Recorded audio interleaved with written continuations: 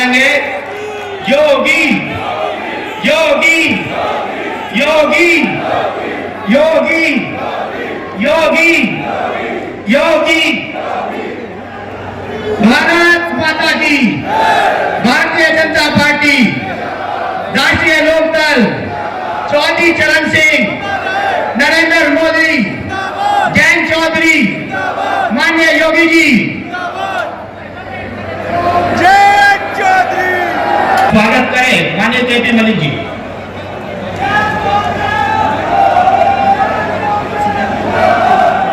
माननीय विधायक योगेश भावा जी से निवेदन, वो भी माननीय मुख्यमंत्री जी का अभिवादन स्वीकार और अपना स्वागत करें।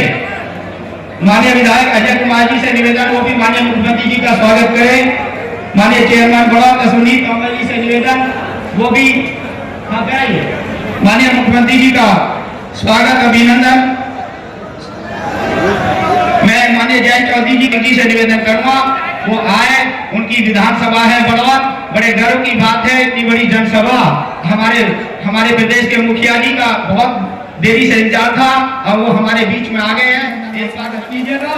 और मैं इन शब्दों से आदरणीय योगी आदित्यनाथ को आमंत्रित करना चाहता हूँ आपकी तरफ से, उनके सम्मान में दो शब्द कहते हुए कि ए भगवान और ऊंचाई उठानी पड़ेगी, ए भगवान और ऊंचाई बढ़ानी पड़ेगी तुझे अपने आसमान की, अगर देखनी है उड़ान हमारे योगी आदित्यनाथ जी की। आपकी जोरदार तालियों से माननीय योगी आदित्यनाथ जी का हार्दिक अभिनंदन और स्वागत।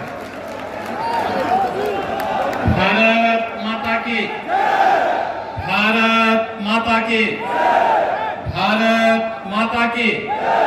बड़ौद की इस सभा चुनावी सभा चुनाव के अंतिम दौर में होती आई थी। कम शब्दों में कितने अच्छे ढंग से अपनी बात रखी और सचमुच उनके इस भाषण के लिए मैं उनका हृदय से अभिनंदन करता हूं। भाइयों और बहनों, आज यहां पर लोकसभा चुनाव के द्वितीय चरण में हम सब यहां लोकदल के प्रत्याशी डॉक्टर राजकुमार सांगवान के पक्ष में आप सब से अपील करने के लिए आए हैं। बहनों और भाइयों, डॉक्टर राजकुमार सांगवान को जयंत चौधरी जी ने प्रत्याशी बना करके एक विरासत को बड़ी मजबूती प्रदान की। किसानों के मसीहा चौधरी चरण सिंह जी ने जिन मूल्यों और जिन आदर्शों के लिए राजनीति की थी, उन मूल्यों और आदर्शों के लिए पूरे समर्पित भाव के साथ पिछले 6 दशक से लगातार आपकी सेवा में तन से मन से मनसा वाचा करना लग करके उन्होंने जो कार्य किया था, उनका समर्पण था, आज उस समर्पण के कारण जयंत चौधरी जी ने उन्हें एनडीए के प्रत्याशी बना करके एक सामान्य कार्यकर्ता का सम्मान किया है, एक सामान्य किसान का सम्मान किया है। और सचमुच इसके लिए प्रधानमंत्री मोदी जी और चौधरी जयंत जी को मैं हृदय से धन्यवाद देते हुए आप सबके प्यार के लिए, जो स्नेह आपका डॉक्टर राजकुमार सांगवान जैसे कार्यकर्ताओं को मिल रहा है, इसके लिए भी मैं आप सबका हृदय से आभार व्यक्त करता हूं, धन्यवाद देता हूं। बहनों और भाइयों, जब चौधरी साहब का नाम भारत रत्न के लिए आया, हम सबका हृदय गदगद हो गया, क्योंकि यह किसान का सम्मान था। हमारे अन्नदाता किसान का सम्मान होगा तो देश समृद्धि के नए सोपान को प्राप्त करेगा। और चौधरी साहब पहले राजनेता थे देश के, जिन्होंने कहा था भारत की समृद्धि का मार्ग गांव के खेत और खलिहान से होकर के जाता है, और अन्नदाता किसान की आवाज देश की संसद में और प्रदेशों की विधानसभाओं में गूंजी थी। और आज चौधरी साहब को भारत का सर्वोच्च नागरिक सम्मान देकर के प्रधानमंत्री मोदी जी ने किसान का सम्मान किया है, अन्नदाता किसान को मान्यता दी है। भारत की राजनीति में अब किसान को नजरअंदाज करके कोई राजनीति नहीं कर पाएगा, ये मोदी जी ने करके दिखाया है। और बहनों और भाइयों, इसीलिए चौधरी साहब की इस कर्म भूमि को मैं कोटि कोटि नमन करता हूं। बहनों और भाइयों, हम लोगों ने तो राजनीति में यही सीखा है कि अन्नदाता किसान को सम्मान मिलना चाहिए। अपने पूर्वजों के बताए मार्ग का अनुसरण करके हमें कार्य करना चाहिए। और आज तो वैसे भी हनुमत जयंती है, हनुमत जयंती के अवसर पर खासतौर पर बागपत वासियों को तो और भी मैं बधाई देता हूं। आपको हनुमान जी के साक्षात आदर्शों का पालन करते हैं। जो कार्य करना है सीधे धड़ल्ले से कर लो, कोई इधर उधर की लौंग लपेट नहीं। और मुझे लगता है ये जो बागपत की पहचान है, किसी के प्रति राग द्वेष नहीं, मजबूती के साथ मूल्य और आदर्शों के लिए सम विषम परिस्थितियों में लड़ना, कार्य करना, अपने नेता के साथ मजबूती के साथ खड़ा होकर के लड़ना, कार्य करना। बहनों और भाइयों, ये बहुत मजबूत स्थिति है, अच्छी बात है। मैं आज इसीलिए आपके पास आया हूं, चुनाव चल रहे हैं, कोई संदेह नहीं कि डॉक्टर राजकुमार सांगवान यहां से अब विजयी न हो, एकदम विजयी होने जा रहे हैं, कोई संदेह नहीं, आप पर इसमें मिला है। चौधरी साहब की आवाज, चौधरी चरण सिंह जी की, चौधरी अजीत सिंह जी की आवाज, भारतीय जनता पार्टी और राष्ट्रीय लोकदल की आवाज, अब बागपत के माध्यम, बागपत की इस आवाज को डॉक्टर राजकुमार सांगवान देश की संसद में रखेंगे। लेकिन बहनों और भाइयों, फिर भी कोई चुनाव या युद्ध हमेशा जब तक परिणाम न दे दे तब तक हमें उसके निरंतर प्रयास और तैयारी के साथ काम करना होगा। और आज मैं इसीलिए आपसे कहने के लिए आया हूं, एक तरफ भारतीय जनता पार्टी राष्ट्रीय लोकदल का गठबंधन है, दूसरी तरफ कांग्रेस, समाजवादी पार्टी और अलग अलग धड़ों में बटे हुए दल हैं जो अपने राज्यों में तो एक दूसरे के खिलाफ लड़ रहे हैं, लेकिन राष्ट्रीय स्तर पर मोदी जी को रोकने के लिए वे इंडी गठबंधन बना करके उनके द्वारा कहीं ना कहीं बैरियर बनाने का प्रयास हो रहा है। आप देखो उनकी सोच ही क्या। जब कांग्रेस के घोषणा पत्र को आप देखते हैं, दो बातें उन घोषणा पत्र में नजर आती हैं। एक, कांग्रेस कहती है कि हम व्यक्तिगत कानून को लागू करके शरिया कानून को लागू करवा देंगे। इसका मतलब बाबा साहब भीमराव अंबेडकर के द्वारा बनाए गए संविधान के लिए ये लोग खतरा पैदा करना चाहते हैं, यानी देश के संविधान को खतरे में डालना चाहते हैं, तालिबानी शासन लागू करना चाहते हैं। क्या हम तालिबानी शासन को स्वीकार करेंगे? क्या ये देश तालिबानी शासन को स्वीकार करेगा? और दूसरी तरफ क्या कहते हैं, कांग्रेस का घोषणा पत्र कहता है हम एक झटके में गरीबी मिटा देंगे। और गरीबी कैसे मिटाएंगे? यानी आपकी संपत्ति को हड़प करके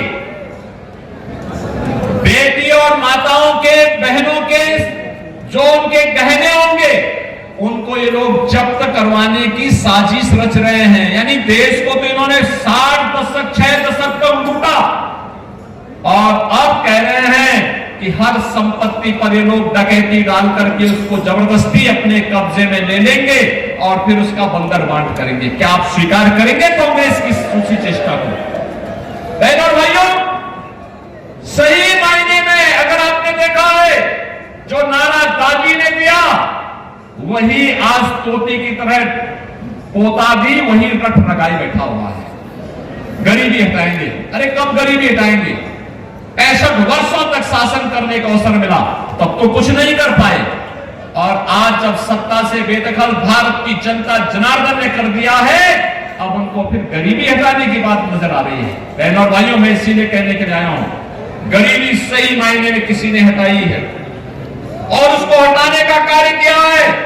ये केवल आंकड़े नहीं, हकीकत है कि 25 करोड़ लोग गरीबी रेखा रेखा से उभरे हैं, शानदार जीवन जीने का काम कर रहे हैं। और आज इसी का परिणाम है 80 करोड़ लोगों को राशन की सुविधा का लाभ 4 वर्ष से लगातार प्राप्त हो रहा है।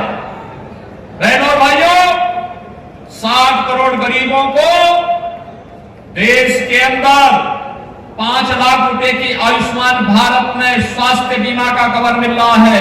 और उत्तर प्रदेश में तो हमने व्यवस्था बनाई कि हमारा कोई विधायक, कोई पदाधिकारी या पीड़ित भी अगर बीमार है और मुझे एक पत्र भेज देता है तो मैं सीधे जनधन अकाउंट में उसका पैसा भेज देता हूं, कहता हूं भाई उपचार कराओ, चिंता पैसे की मत करना, परिवार के ऊपर बोझा मत आने देना, उसकी जिम्मेदारी हम लोग लेंगे। आखिर हम सत्ता में बैठ के क्या कर रहे हैं?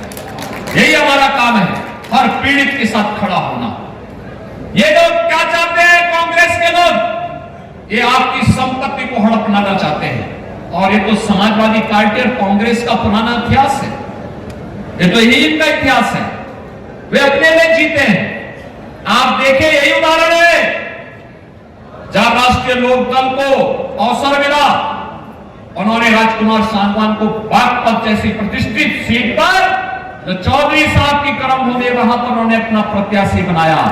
और समाजवादी पार्टी को अवसर मिला तो समाजवादी पार्टी ने क्या किया? अपने ही परिवार के सभी लोगों को टिकट दे दिया, किसी बाहरी व्यक्ति को नहीं दिया, सारे टिकट अपने परिवार के लोगों को। बहनों और भाइयों, मैं इसीलिए कहने के लिए आया हूं आपसे, 50 करोड़ गरीबों के जनधन अकाउंट खुल गए, 12 करोड़ किसानों को प्रधानमंत्री किसान सम्मान निधि का लाभ मिल रहा है, 12 करोड़ गरीबों के घर में शौचालय बन गए, 10 करोड़ गरीबों के घर में उज्ज्वला योजना के रसोई गैस के सिलेंडर पहुंच गए, 4 करोड़ गरीबों के मकान बन गए।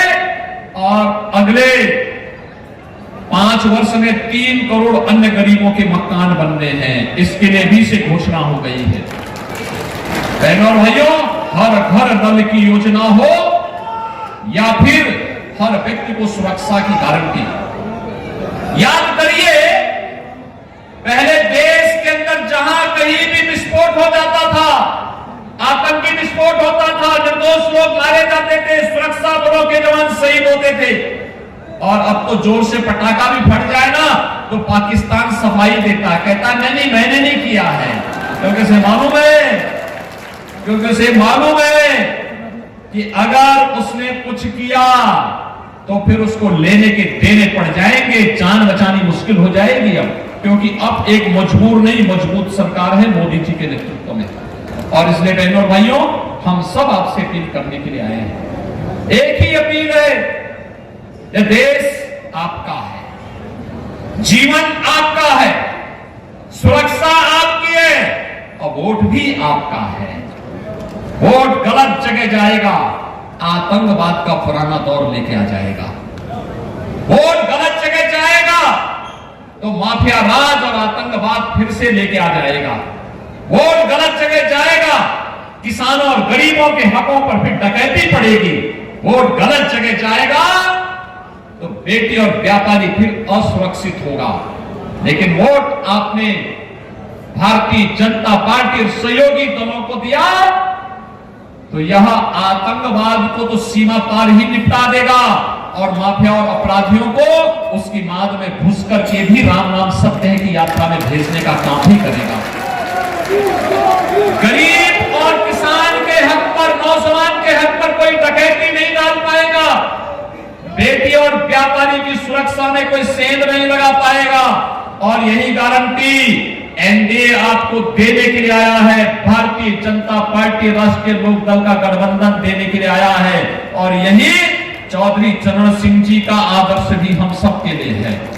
और बहनों और भाइयों, इसीलिए हम लोग आए हैं कि जब नल चलेगा तो ही कमल खिलेगा। और इसीलिए नल चलाने के लिए हम लोग आए हैं। बागपत लोकसभा सीट पर नल पर हमें वोट देना है।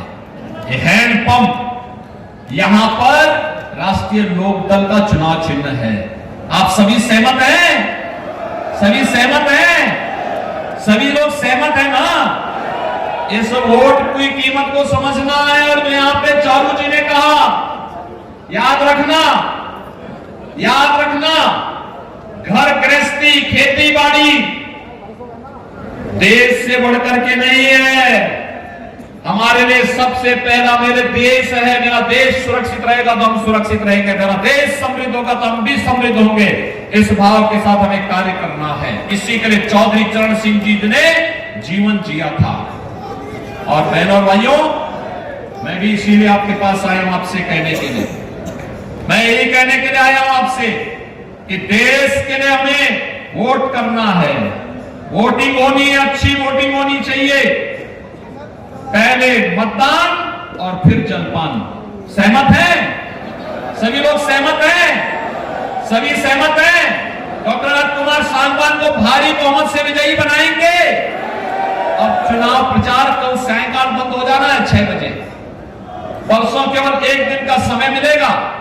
अब ये जो 2 दिन, कल और परसों 2 दिन का समय है, घर घर आप जाएंगे, नल का समर्थन करेंगे, राष्ट्रीय लोकदल और भाजपा के प्रत्याशी राजकुमार सांगवान को भारी बहुमत से विजयी बना करके देश की संसद में भेजेंगे। चौधरी साहब की इस विरासत को मजबूती प्रदान करेंगे। तो फिर मेरा